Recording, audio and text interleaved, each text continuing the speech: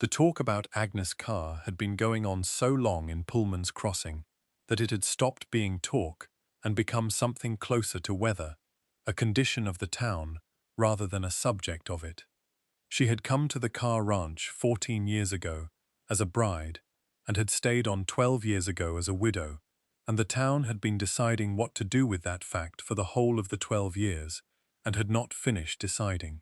The ranch was 430 acres on the northern ridge, and it ran cattle and produced hay and had an apple orchard on the east slope that Agnes had expanded from 40 trees to 90 in the time she had been managing it, and its accounts were current, and its fences were sound, and its cattle were in good condition, and none of this had resolved the town's unease about a woman running it alone.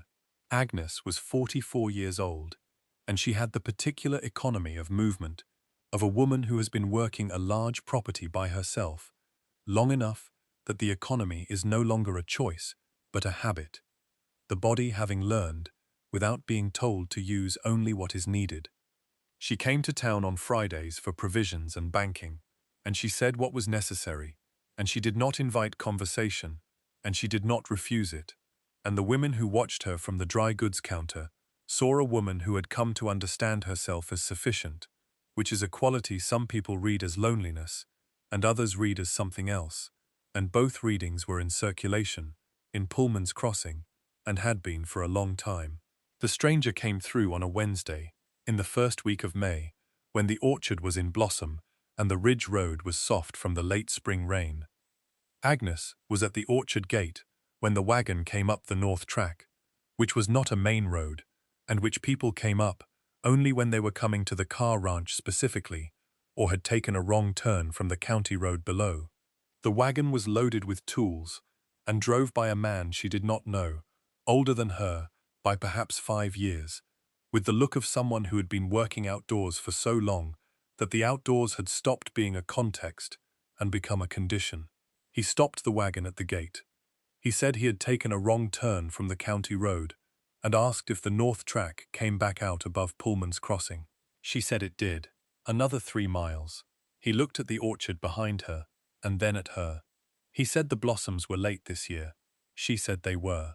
By about 8 days. He said 8 days was significant. She said it was, for the set. He asked what variety. She said Cox's orange and a Rhode Island greening on the east end. He said the Coxes were a good keeper. She said they were, when you got the timing right. He looked at the gate post, which had been remortised recently, the new wood showing pale against the older timber. He said that was good mortise work. She said it had needed doing since the previous fall. He said, "Who did it?" She said, "I did." He looked at the gatepost for a moment. He said his name was Daniel Kerr, and he was looking for work in the area, if anyone needed it. She said she would keep that in mind. He picked up the reins. He said, "Thank you for the road." He drove on up the north track, and she went back to the orchard, and the morning went on, and she did not think about the mortised gatepost, or about the man who had looked at it with the particular attention of someone who knows what the work required. She thought about it that evening, when she was setting the orchard records for the blossom count, and she wrote the count in the record book, and closed it, and did not open it again until the following morning. She learned 2 weeks later, at the feed store in Pullman's Crossing, that Daniel Kerr had hired on at the Mather operation on the south side of the valley to help with the hay cutting, which would run through June. She learned this without asking, in the way you learn things in a small town, when the thing has been noted by people who note things, and the noting meant that his presence in the valley had been filed by others as information of a particular kind, and she received the information and filed it differently, as a fact about where a man was working, and not as a fact about her. He appeared at the Carr Ranch on a Saturday in the 3rd week of May, on foot this time, with no announcement. She was at the barn, and she heard the gate, and looked up, and he was coming across the yard with his hat in his hand, and the direct manner of a man who has a clear purpose and is not going to dress it up. He said he had heard at the Mather place that the Carr Ranch was short a hand for the hay season, and he wondered if she had taken anyone on. She looked at him. She said she had not. He said he was available through October, that the Mather cutting would finish at the end of June, and he had nothing committed after. She said the wage was fair, and the work was cattle and hay and orchard in that order, and that he would bunk in the room off the equipment shed, and she did not cook for ranch hands. He said he understood the terms. She said she would need to see his work before the arrangement was settled, and he said that was reasonable. She said, "Come back Monday at first light, and we'll see about the fencing on the south pasture." He said he would be there. He was there at first light on Monday, which she noted, and he was at the fence before she got to it, which she also noted. And the work he did on the south pasture fence was the work of a man who understood fencing in the thorough way and not the sufficient way. And by the end of Monday, she said the arrangement was settled. He moved into the room off the equipment shed on Tuesday, and that was the beginning of things taking the shape they took. The ranch hand before Daniel had been a young man named Walt, who had stayed 2 seasons and been competent and not curious, which was a combination Agnes had found adequate, and which had required nothing of her that she had not been comfortable offering. Walt had done his work and gone to his room, and the arrangement had been clean and simple, and she had managed easily around it, and had not needed to adjust anything about how she ran the place or how she carried herself in it. Daniel was competent and curious, by which she did not mean intrusive, but that he read things, the grass and the weather, and the condition of the cattle, and the layout of the orchard, the way a person reads things when the reading is connected to something larger than the immediate task. She noticed this within the first week, and she noticed that she was noticing it, and she did not examine the noticing. She found that she explained things to him without being asked, which was not something she had done with Walt, and that the explaining felt like work rather than concession, which was a distinction she had not had occasion to make before. He had a way of asking one question that opened into several without his having to ask the several, and she had been answering the several without noticing until she was several in, and the conversation had already gone further than she had intended it to go, and she had not found this uncomfortable, which she noted as the more significant thing. He had been on the ranch 10 days when the thing happened, that the town turned into the thing it became. She had been at the ridge fence when the section gave way, and she had gone down with it into the gully below the ridge, and the fall was not serious but the ankle was, and she sat in the gully with the fence wire around her and assessed the situation, which was that she could not walk out, and the ridge was not visible from the barn, and it was already past noon. She shouted twice, and heard nothing, and did not shout a third time, because the third time would not have been different. Daniel found her an hour later, because he had noticed she had not come in at noon, which was a thing she had not established as a pattern, and which he had noticed anyway. And he came to the ridge, because the ridge was where she had been going, and it was the place he had not yet checked. He got down into the gully without making anything of it, and looked at the ankle, and said it was bad but not broken, and he got her out of the gully in the way you get someone out of a gully who cannot use one foot, which is carefully and without a great deal of ceremony. He helped her to the house, and she told him where the bandaging was kept, and he wrapped the ankle while she sat in the kitchen chair and kept her hands flat on the table and did not grip the table edge and did not make any sound about it. He was efficient, and he was not rough, and he did not talk through the wrapping, which she appreciated. When he was done, she said she would need the fencing material from the equipment shed brought to the ridge tomorrow, that the section would need to be reset. He said he would bring it. She said she could manage the ankle if she had the right boot. He said he would get the right boot. He set it beside the chair, and she put it on, and he said supper would be ready at 6 if that suited her, by which he meant he was going to make supper, which was outside the terms she had set. She looked at him. He said the terms were for regular days, and he did not consider this a regular day. She looked at the boot on her ankle. She said 6 was fine. He made supper, and she ate it at the kitchen table, and they did not talk much, and it was the first meal she had eaten in company in longer than she could easily calculate. And the company was quiet, and the supper was adequate, and nothing was required of her except to eat it, and she ate it and thanked him, and he cleaned up without ceremony, doing it the way he did everything, correctly, and without making anything of the doing, and he went back to the equipment shed room and the kitchen was quiet after he left, in the particular way of a room that has recently had more in it than usual and has not quite returned to its normal register. She sat at the table after he was gone and looked at the lamp and the window above the sink, and the orchard record book still on the shelf, where she had left it when she had gone to the ridge in the morning. The ankle was wrapped correctly, and the supper had been good, and the kitchen had been quiet for 12 years, and was quiet now.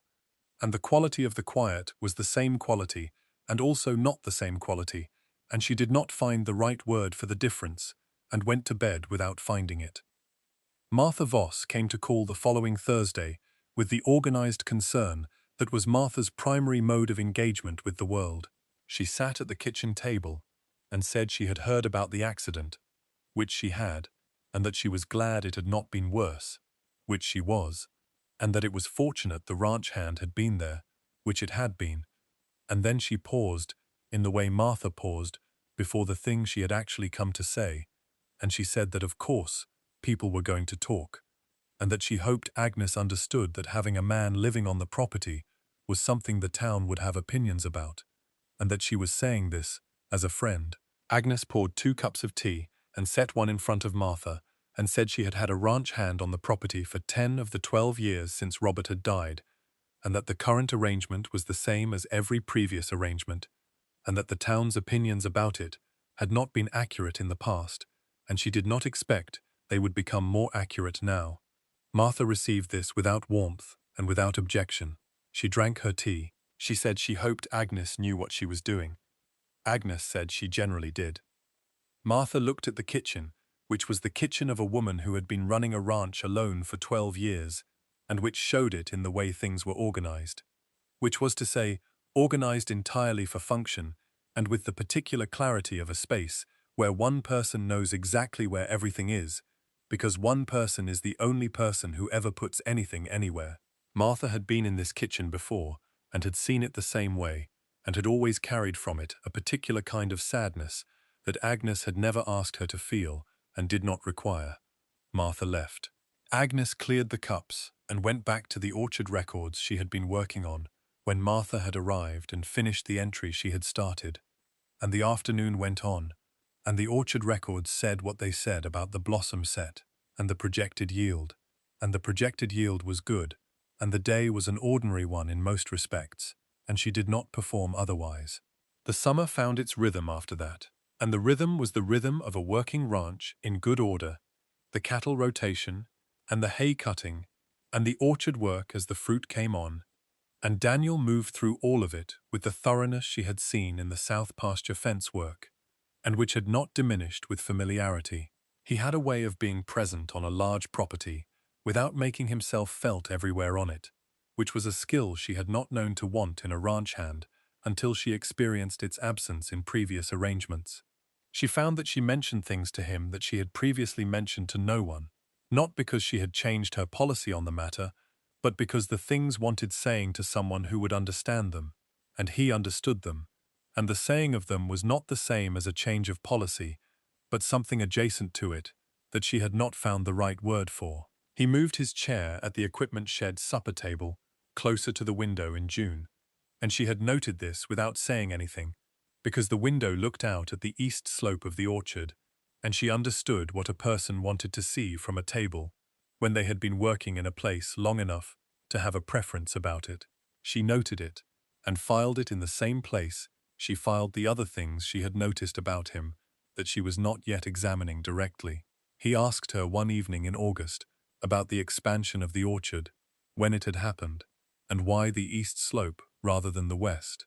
She told him about the drainage on the east slope, and about the light in the late afternoon that the west slope blocked, and she told him about the first year after Robert had died, when she had planted the additional 40 trees herself, over the course of 2 weeks, because the work of planting had been the only work she had found that sat correctly inside the grief, the way some work does when the grief is large and the hands need something to do that is both necessary and patient. She told him this without planning to tell him and without making more of the telling than it was, and he listened without interrupting and without responding in a way that asked her to manage what she had said. He looked at the orchard in the evening light. He said the trees were well established. She said they had taken to the slope. He said they had, and that she had planted them well.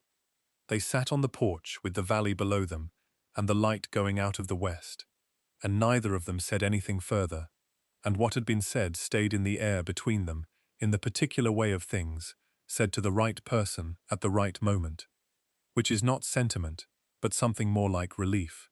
She had not known that was what she had been carrying, the particular weight of things said to no one, until she said something to someone who received it without flinching, and without trying to make it manageable. And the weight came off in the saying, the way weight comes off, when you have been carrying a thing long enough that you have stopped knowing it is there. She did not name this that evening on the porch. She went inside when the light was fully gone, and he went back to the equipment shed, and the orchard was dark below the ridge, and the valley below it was going dark too, one lamp at a time, and she lay in bed for a while looking at the window and did not sleep immediately, which was unusual for her, and which was a fact she noted, and let be a fact without drawing any conclusion from it, that the evening had not earned yet. He came to the house on a Friday evening in October, with the look of a man who has been deciding something, and has decided it. She was at the kitchen table with the orchard accounts, and he knocked at the door, and she said, "Come in." And he came in, and stood in the kitchen, the way he stood in all rooms, using only the space he needed, his hat in his hands. He said the Mather operation had offered him winter work if he wanted it. She said she had heard the Mather place was expanding. He said it was a fair offer. He said he was not going to take it. She set the pen down. He said he had come to the Carr Ranch in May and had found it to be a better place than most, and the person running it to be someone he had not expected to find here or anywhere, and that October was not enough. He said, "I would like to stay on permanently, as more than the ranch hand, if you would want that." He had not looked away during any of this, and he did not look away now. She looked at this man who had found her in a gully on the ridge, and wrapped her ankle without talking through it, and made supper on a day when the terms said he didn't have to, and asked about the orchard trees in August, and listened to what she said about planting 40 trees in grief, without trying to make it into something smaller or easier. She thought about Robert, and about 12 years, and about the orchard on the east slope that had 40 more trees in it than it had had when Robert died, and about the fact that she had planted every one of them and managed every season of them, and was sitting at the kitchen table with the accounts that proved it, and about the fact that being sufficient was not the same as being done, and that she had been sufficient for 12 years, and she was not done with the being sufficient. That was what she wanted. He set his hat on the table and pulled out the chair across from her and sat down, and she handed him the October accounts because they were there, and he had always been interested in the numbers, and they sat at the kitchen table in the October evening, with the accounts open between them, and the window above the sink, going dark, with the early dark that came to the ridge in October, and the kitchen was warm, and the ranch was quiet outside it, and neither of them was in a hurry, because there was no longer a hurry to be in. They married in November before the first snow, in the kitchen of the Carr Ranch, because that was the room that held the most of the year behind it, and it was the right room for the thing they were doing. Roy Mather came, who had first told Daniel about the Carr Ranch being short a hand, and had never admitted this to either of them, which Agnes understood and did not require him to admit. Martha Voss came, because Martha came to things, and sat in the back, and behaved as though the arrangement had always seemed sensible to her, which it had not, and Agnes received this without comment, which was the right way to receive it. The gatepost on the orchard gate was still sound, the mortise Agnes had cut holding the way she had cut it to hold. Daniel had looked at it once in the summer, and said he would re-mortise it in the fall, and she had said it would hold another year, and he had looked at it again, and said she was right, and they had agreed on it, which was itself a new kind of thing, the ease of agreeing on a property decision with someone who read the same information and arrived at the same place. In the second spring, the orchard was in blossom 8 days late again, which was the same as the year before, and Agnes recorded the blossom date in the orchard record book the same way she always had, in the same clear notation that went back 14 years now, and beside the date, she wrote the count which was what the record book was for, and the count was the highest it had been in the 14 years of records, because the trees were established, and the slope was right, and the work had been done correctly over a long time, by someone who understood what the trees required. Daniel brought coffee to the orchard gate in the morning, while she was counting, and set it on the gatepost, without asking if she wanted it, and went back to the cattle work. And she picked up the cup, and drank her coffee, and looked at the trees in blossom for a moment, before she went back to counting, and the valley below the ridge was going green with the spring, and the morning was the kind of morning that repays the winters it follows. And that was the story of Agnes, who ran a ranch alone for 12 years, and was sufficient for every one of them, and who found that sufficient and done are not the same word. Let me know in the comments if you enjoyed this one. Thank you.